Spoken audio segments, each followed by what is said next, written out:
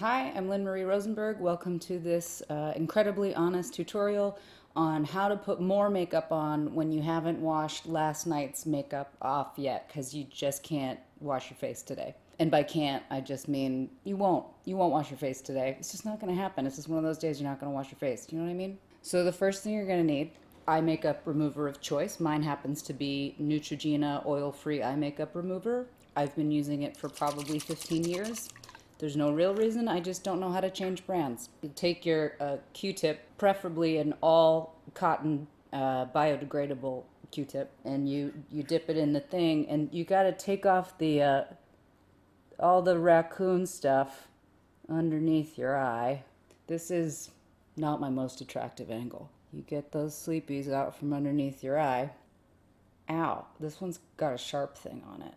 So then you get your makeup that's probably too old. You probably didn't replace it like you're supposed to. You got to wait a little bit for the remover stuff to dry, or else you're just going to wind up with smudgy makeup. And then you put makeup back on where you just took it off. I do something some people are freaked out by. I do right on the lash line.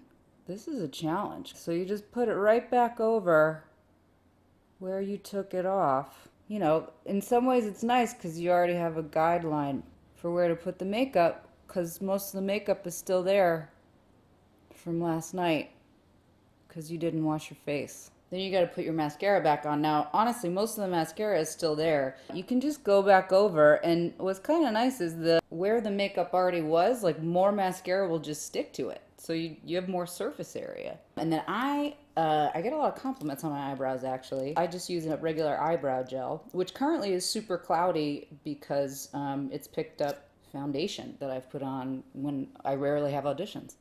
This is mostly, oh, this is not, I can't, I can't do this.